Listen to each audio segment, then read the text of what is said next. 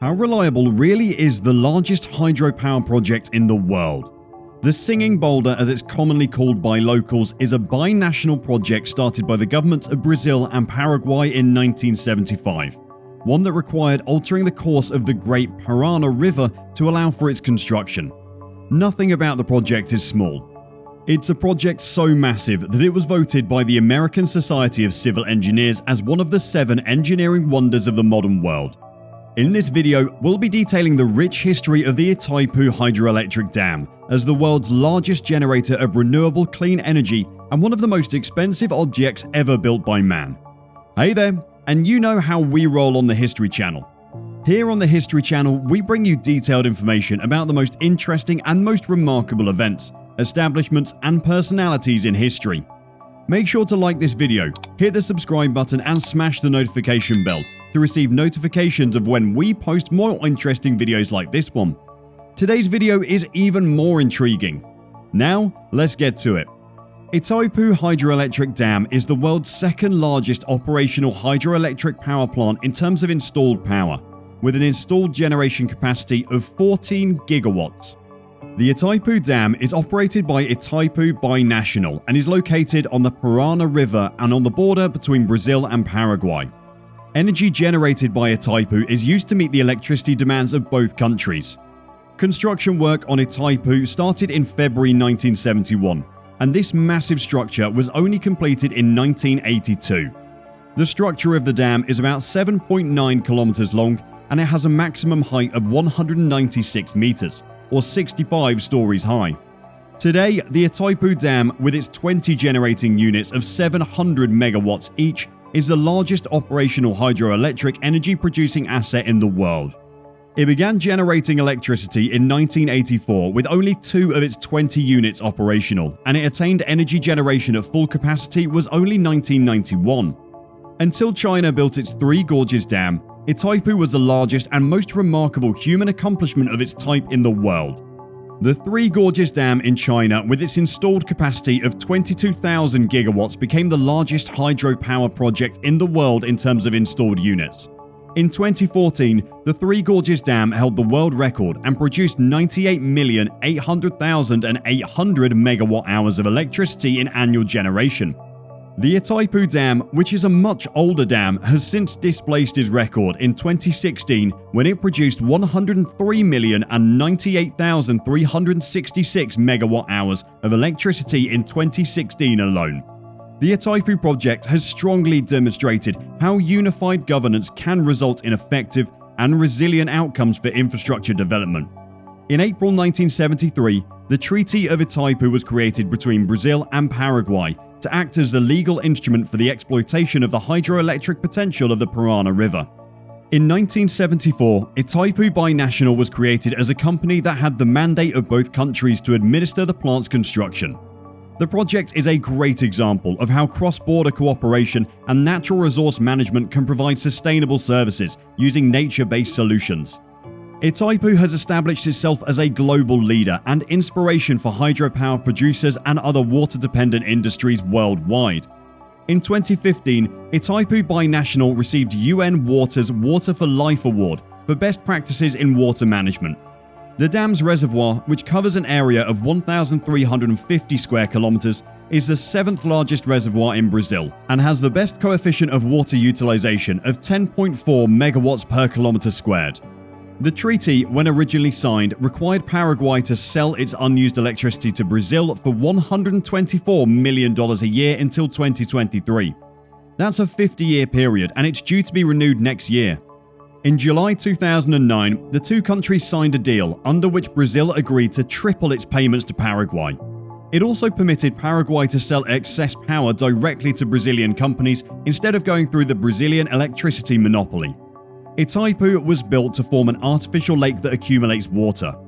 Itaipu's main dam was made from concrete, a concrete mass huge enough to build 210 stadiums, the size of the Maracanã in Brazil. Itaipu's auxiliary dams were made from rock fills and earth-filled rocks from local excavations. The dam used 12.3 million cubic meters of concrete, and its construction involved installing 4 rock-crushing centers, 2 on each bank, with a total capacity of 2,430 tons per hour, and 6 concrete mixing plants with a capacity of 180 meters cubed per hour each.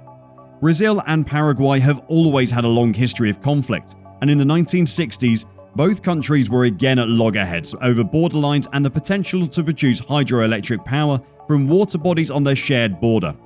The Act of Iguazu, signed on the 22nd of June 1966, helped bring an end to these conflicts and marked the first official step towards what became the Itaipu Hydroelectric Dam, and laying the groundwork for the Treaty of Itaipu, which was ultimately signed in 1973.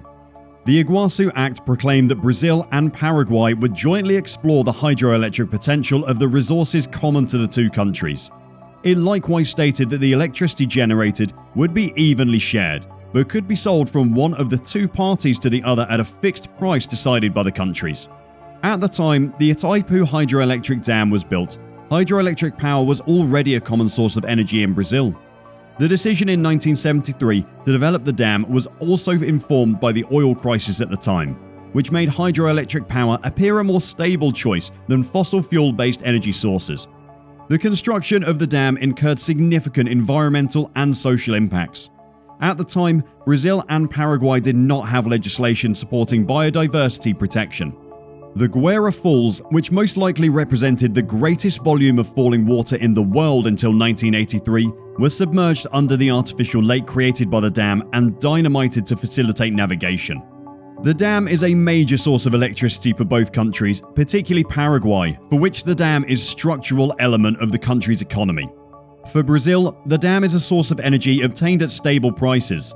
Part of the proceeds realized from the sales of generated hydroelectric power by both countries are channeled towards improving social and environmental protection measures for local communities and habitats within and in the immediate surrounding of the dam reservoir. Without a reliable and clean source of water, the hydropower dam cannot produce energy and would cease to remain viable.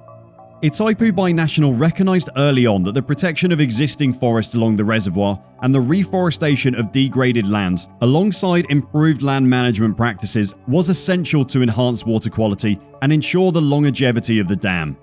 So in 1975, preceding the dam's construction, Itaipu acquired an area larger than 235,500 hectares across Brazil and Paraguay that would be allocated for forest restoration and conservation purposes.